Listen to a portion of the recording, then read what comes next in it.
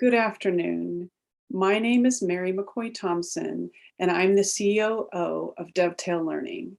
And I'm here this afternoon to talk about resilience skills and how they can help us with ACE screening. Thank you so much for joining me today on this webinar. Just a little bit about myself. I have lived and worked in 5 different continents, supporting nonprofits in education and healthcare. One of the things that I did early on in my career was I was project director for Bright Futures, which is guidelines for health supervision for infants, children, and adolescents, and used in pediatric training for the last 25 years. So I'm very proud of that work, and I think the work serves as a foundation for the We Are Resilient approach. We Are Resilient approach tries to take what we've learned through Bright Futures and training that we need to have trauma-informed care, and we need to be looking at what is happening with trauma and how can we really help families move through that trauma and have the resilience that we all need. So welcome today to today's training. Dovetail Learning, our mission is to strengthen resilience in adults and children, and our vision is a world of kind, connected human beings. What are our resilience challenges for ACE screening? How does resilient and ACE screening even interact with each other? Well, a lot of our challenges come from our own uncomfortableness with the whole topic of trauma and how we're going to incorporate it into our practice. If we're not familiar with trauma-informed care, or even if we are, how can we really make it decisions and things that we need to do? One of our uncomfortableness is, what will the screen reveal? Will it be something that I won't be able to handle? How will I react to learning about trauma? Will I re-traumatize the patient and family by saying the wrong thing, bringing up things in a way that doesn't work for them? What if we don't have a good referral system? What if we uncover something that we don't know what to do about? Can I really help? Is ACE screening something that's really going to help the patient or just be a mess for all of us? And are there mixed feelings of my colleagues and other staff when they're trying to add something into a very traumatized system already, especially with COVID and the variants and Omicron and all the other things that keep coming at us? Can we really do ACE screening, and how can we do that?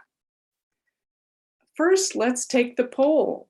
So we have a poll that's going to help me understand a little bit more about what you're doing. So we have 2 questions. First, what is your role in ACE screening? So if you want to just fill that out, whether you're a healthcare provider, an MA, an office assistant, an administrator, that would be helpful. And then also tell me a little bit more about what your biggest challenges for ACE screening are. What will the screen reveal? All the things we're talking about or others. So we're just going to take one moment. If you want to just answer those questions, that would be super helpful. Just curious is a perfectly fine answer because not everybody is in the middle of this now. I'm glad to know some of you are planning ACE screening. We've got office assistants here. That's useful. And yeah, it's really helpful for me to understand what your training looks like. What are your concerns? I think we have them all over the board, but I think the overall one is, can I really help? And if so, what does ACE screening look like? So thanks so much for participating. And those of you who can't, you're welcome to continue to add. I know I talk kind of fast sometimes, but this is really helpful for me to just see what your issues are for health screening and what you're trying to do. So, okay. And I think I'll close the poll and we'll share it. So here's the results, just so you guys have a sense of, mixture of curiosity and of different types of people across the board. And I think our concerns are all over the place as well. Sometimes what will the screen reveal, mixed feelings, and what if we don't have good referral systems? All those things come into play when we're doing. So thank you so much for doing that poll. Just to ground ourselves in what are we trying to do, just knowing that resilience is integral to the ACE screening. And first of all, we are more effective at ACE screening when we have practiced our resilience skills, and we'll talk more about that. The second part is to remind others of their resilience before they take the screen. That can help center them and make them feel stronger as they answer these questions about potentially a very dark past. Then also understanding that we all can learn and practice resilient skills that we can share with others. And we're just giving you a quick overview of how that works in today's session. So our agenda today is to give you an overview of the We Are Resilient approach, which is the approach developed by Dovetail Learning to help strengthen resilience, strengthen relationships, help us cope with stress, and is useful for everyone. And then how is that approach useful in ACE screening? So first we're going to answer resilience. What is it? Well, simply, resilience is the ability to adapt and respond to meet challenges effectively. One thing that's important to remember is our resilience will be higher or lower in different situations.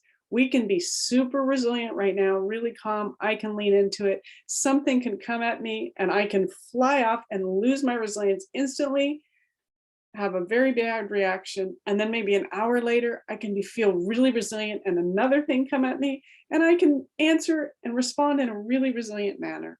So this is just the human condition. We're never going to be able to be completely resilient at all situations. And if we have a day when we're not feeling our most resilient self, that the next day we may feel more resilient. So just understanding that ebb and flow is part of human life. Our goal with the We Are Resilient approach is to strengthen that, because we understand our resilience can be strengthened through the practice of skills. So understanding that basic thing, resilience is not a given for everyone. We all at one level. No, we change. But if we're intentional, we can actually strengthen our resilience and we can help strengthen the resilience of others. Well, another thing to keep in mind is resilience is an ordinary superpower. It does not come from rare and special qualities, but from the everyday magic of being human. So what is this We Are Resilient approach? It's practical skills for coping with stress, strengthening relationships, and finding joy. The We Are Resilient approach has a series of patterns that we talk about, the cultural patterns and our protective patterns. Our cultural patterns are how we view the world. And our protective patterns, which give us reactive resilience, are how we react to the world. So these two sets of patterns are happening in us, in all people at all the time. And what can we do about these patterns? We can notice them and decide if they're being helpful or not, and talking about that as we go forward. Then we have a whole series of skills that we practice. We have personal skills that keep us, centering skills that keep us grounded and centered, and they give us personal resilience. We have connecting skills that build relational resilience with others. And then we have collaborating skills that build group resilience. Together, they're how we create the world. And so the We Are Resilient approach helps us understand the patterns that are happening and strengthening our skills. We Are Resilient can help you provide trauma-informed care. A lot of people are talking about trauma-informed care. We need to do it, we need to do it. And what does that actually look like? Well, We Are Resilient, this trauma-informed care can help you with your self-care so that you are the best healthcare provider, administrator, whoever, whatever role you have, staff, and can also help you with team care. It helps you navigate your personal daily stresses, helps you improve your relationships and your teamwork, and mitigate that vicarious trauma that can happen when you're around people that are spinning or out of sorts, off center, feeling stress. It can also help us do better screening and understand toxic stress. It helps us respond with trauma-informed care through strength-based practices. That's why we're talking about it today. And can also help us guide patients with resilience skills and awareness for their own well-being. So it's something for us, for the people we work with, and for the people we serve. How do we use this We Are Resilient approach in practice? How can we actually be change agents for our patients and their families? First, we have to practice it ourselves. This is something that is not something we give to others without doing it ourselves. By practicing it ourselves, we become better. We never become perfect. It's a lifelong journey, but we can become better, and becoming better and stronger in these skills means we can model for others. Others can learn from us. Oh, they see us, something comes at us and we do something and we respond in an effective way. And they're like, wow, that's something that I want. That's what modeling is all about. Not that we don't have problems, but that we respond effectively and people like that. And then we can coach others using curiosity, inquiry, and encouragement. I know that this is something that's sometimes difficult for me because I just want to tell people what to do, and to use my curiosity and really question, like give them appropriate questions, compassionate questions, and encouragement rather than telling them what to do. It's really the way that people can be their own agent and we can work together in finding solutions that work for them. So what is this We Are Resilient approach? Well, this graph really gives sort of the core of what happens. We are kind of going along before, and then a stress event happens. Maybe an angry patient walks in the door. We react. Oh my goodness, what kind of our reaction? Maybe we're angry, maybe we avoid, maybe we get all flustered. These are all different types of protective patterns we'll talk about in a second. And then we hit a peak of upsetness. Oh my goodness, what am I going to do with this person screaming at me and maybe throwing things? It takes me so long to calm down. I feel really depleted after. And I just lost my cool in that situation, whatever losing my cool looks like. And it's important to change that dynamic so we don't have that kind of stress trigger reaction. It looks different.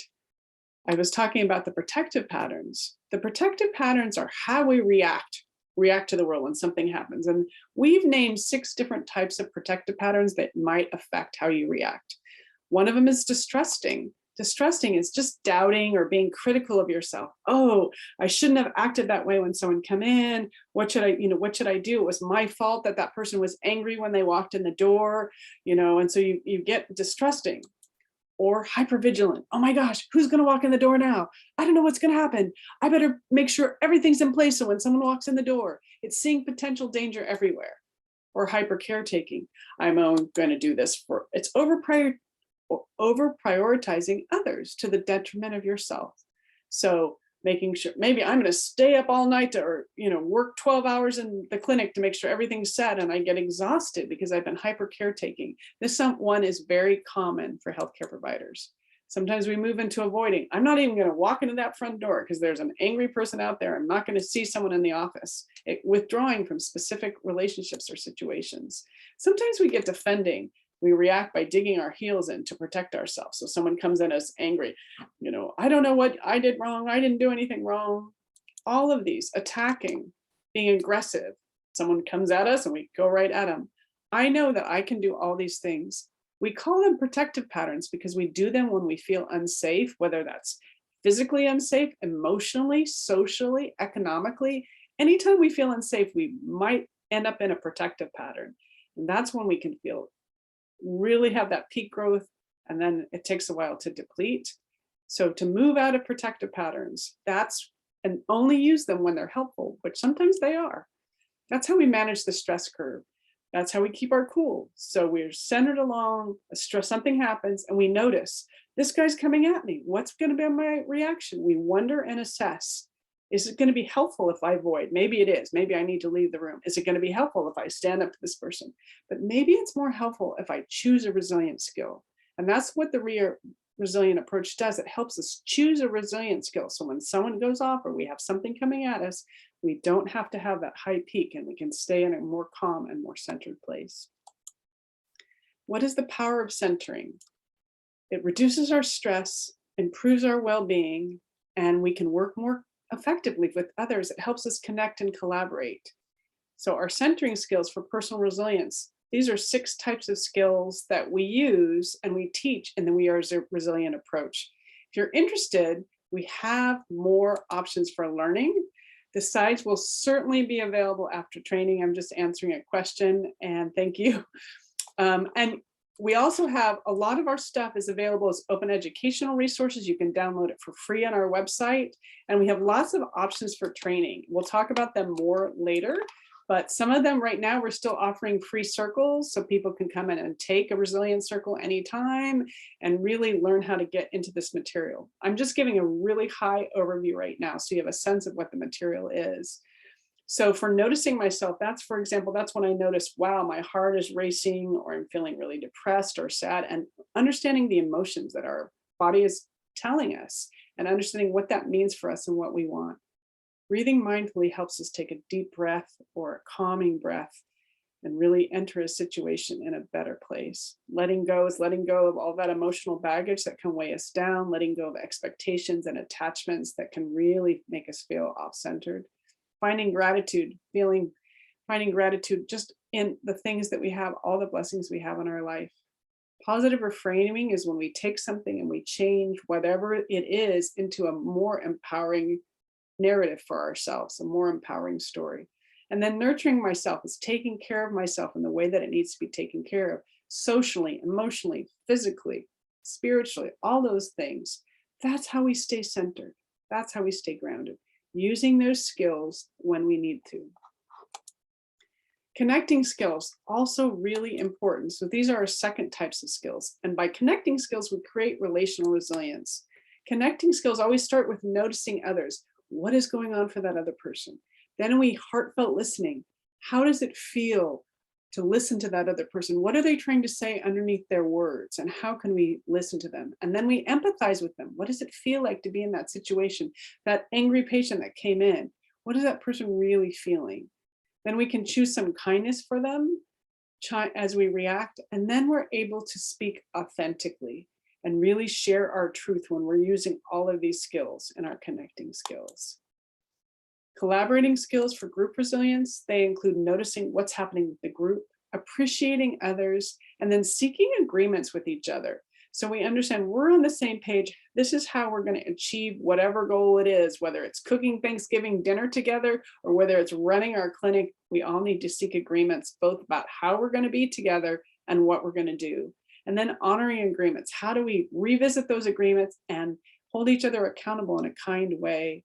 And what kind of contributing intentionally so that we all together can achieve the group?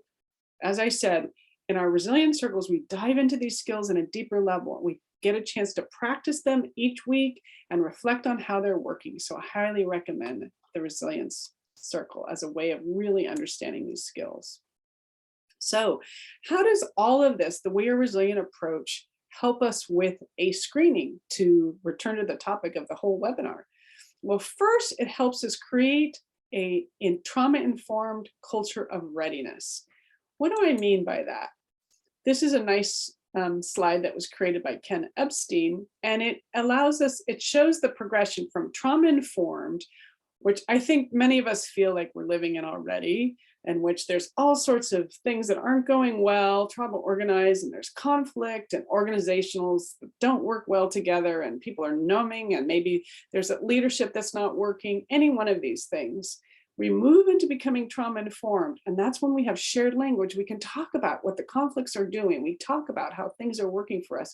We talk about our protective patterns. We talk about our centering, connecting, and collaborating skills. So one of the things We Are Resilient does is help us become trauma informed, understand the nature and trauma impact of trauma, and then it helps us move toward being a healing organization because it gives us a way to reflect together. It gives us a way to be collaborative together. It helps us understand curiosity and how we can do that and how we can create narrative and meaning out of the past so that we can grow and move to the future. And it helps us have strong relational resilience with each other. So we have the kind of relational resilience leadership that we need. So how do we use the We Are Resilient approach in ACE screening? First, the big picture reminder is that our goal is to be trauma-informed care champions and move from treaters to healers. Oops, sorry, I don't know what that was. Okay. Why are we screening? It's important to remember that the ACE screen is not the goal, but it's a means to the goal. The goal is to normalize talking about toxic stress and resilience. By identifying toxic stress, it makes it possible to mitigate and heal stress and ACE-associated health conditions. Because once you identify it, then you can start moving into what does this patient need? What does this family need? What do I need if I have toxic stress to mitigate and heal stress? And that's what We Are Resilient is designed to do. Our ultimate goal is to decrease toxic stress by half within a generation. That's the ultimate goal of the ACEs Aware initiative in California. And I think it's probably our goal across the country and across the world to decrease toxic stress so we all or have the resilient skills that we need to meet the challenges that we have. Increasing resilience, that's the ultimate paradigm shift. So what do we say? I talked about the first step is to create a culture of resilience. And I would say by doing that, we create policies. For us, we believe it's important to integrate the We Are Resilient approach into your clinic, into the setting that you're trying to do a screening. So you have the shared language, you have things to do. The second thing is to then do a very specific thing that gives families a flashlight before the dark alley. And that's the phrase we use to talk about asking them about their resilience before you give them a screen, just to remind them their inner strengths. These are suggestions that we say you can use as the cover sheet for the Pearl screen or whatever ACE screen you're talking about, so that people understand before they start thinking about the hard things, they can talk about one or two or three resilience questions. We don't recommend you put all 5 in. These are just suggestions that get people in touch with the good things in their life before they have to do the screen for the things that are difficult. Nobody wants to talk about difficult things until they reminded about that they are strong and that they can talk about those difficult things. The third thing we suggest, very concrete things to help resilience into your ACE screening, is how do providers give resilient skills to the patients.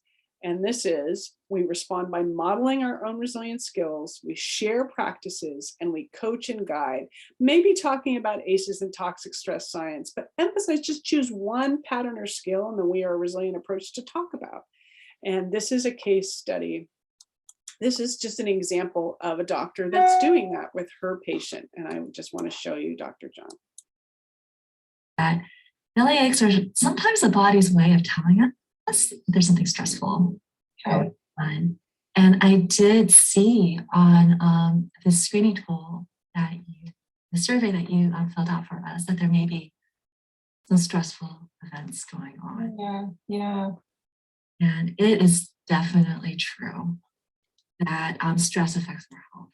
It can lead to headaches, it can lead to tummy aches, it can affect our sleep. It can even affect our health in the long term if it's hard for us to get a handle on it. Okay. So your intuition was spot on. Okay. But thankfully, there is a lot that we can do. Okay. Manage our own stress and also to help our kids with theirs. Okay. There's a bunch of skills, we call it kind of centering skills, that help us to come back, to our own center and help us to calm ourselves down. Would you be interested in hearing a little bit more? I would definitely be interested. Please tell me. One tool that I like to use when I'm really stressed out, it's just finding gratitude. Okay. And it's almost as simple as it sounds. It's just looking for aspects, even in the midst of stressful situations, things that we can actually be thankful for. There's some science behind that. And there's actually research behind this, that just as stress can change our bodies, gratitude can change our bodies in really positive things that can help our health. And so one practice that you may want to try is just even writing down or journaling, like a few things, like 2 or 3 things every day in the next week or so. What are I'm grateful for? And that can just help you with your own kinds of stress, and that in turn helps your child. Would you recommend doing it with Marley and doing it together as a mother-daughter exercise of gratitude, or do I do it and then ask her later? Or I really like the idea of together with her. Okay. In the midst of a stressful situation, and saying, this is not easy. This is kind of hard right now. Okay. Saying, but is there one thing that we're thankful for right now about it? And seeing if we can name it and seeing if she can name it. Okay. That's a great way to model skill for her. Okay. I'm even getting emotional thinking about it, really. It seems so easy, and we need to take time to do that. We really do. So that's Dr. John and working with the patient and just showing one resilient skill, finding gratitude. And you can see that Michaela's had a reaction from listening to that. And I got very emotional about it because we just, it was just so lovely speaking to the doctor about simple things such as gratitude, and to not take, gratitude for granted, because it's a very powerful tool. So it was just wonderful to be able to be reminded of that, to connect with the doctor, and for her to give us her time. It was really a gift. So it's just a reminder that what our presence does. And so we recommend when you're coaching We Are Resilient, we start by practicing our own resilience skills so that we have it and we can authentically share it because we've been doing it ourselves. Then we recognize our patient and family resilience. They have skills as well, and maybe they haven't practiced them or strengthened them, but maybe sometimes just a little tip, a little encouragement can help them strengthen their own resilience skills. Really, it's about empowering the patient, caregiver, and parent. That's using our own connecting skills and then motivational interviewing and providing anticipatory guidance around the patterns and resilience skills. We have all sorts of handouts available on our website. You can download them for free. You can integrate them into your electronic healthcare record, which is what we recommend, so they can be patient handouts at the end of the visit. So at the end of the visit, you're giving your patients and families specific examples of how to use the We Are Resilient approach. These are all one page where half of them are translated into Spanish. They have QR codes at the bottom. Patients can then look onto our website and learn more. They can get videos. All of this is for free. It's an open educational resource. So what do we bring to the screening? Just a reminder, our presence and our kindness matters as trauma-informed providers. Awareness of our own ACEs and a vicarious systemic trauma, and then our resilience skills. They create trust and safety, and they model healthy boundaries. So just a reminder, we already have that and we're bringing it to the screening. Our presence, we help people heal through compassion, understanding, and trust. Trauma-informed care improves health outcomes. It's easy to pretend, oh, none of this works. There's a lot of research behind all of our skills that show that the skills really do make a difference in how we approach life and our resilience. This is, so just as a reminder, the concrete support for screening that We Are Resilient provides, it helps build the trauma-informed culture of readiness. So that's MAs and the navigators and the office assistants, who's ever handing out the screen, feels centered when they're doing it, and they're using connecting skills with the patient and family. So the patient and family is able to respond in an open way, and your screening is an effective tool because they feel welcomed, they feel honored, and they feel held while they go down this dark alley. We encourage the 2 or 3 resilience questions on the cover sheet for the screeners, so they're in that place when they're answering the questions.